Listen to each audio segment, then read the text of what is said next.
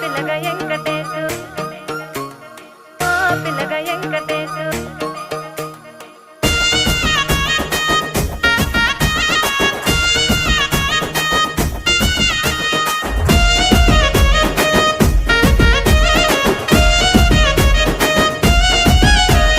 సితిరాల మనసు నాది చిన్నగా పోతుంటావో చూడక పోతుంటావో ఇంట్లో చిన్నదాన్ని నేను సితిరాల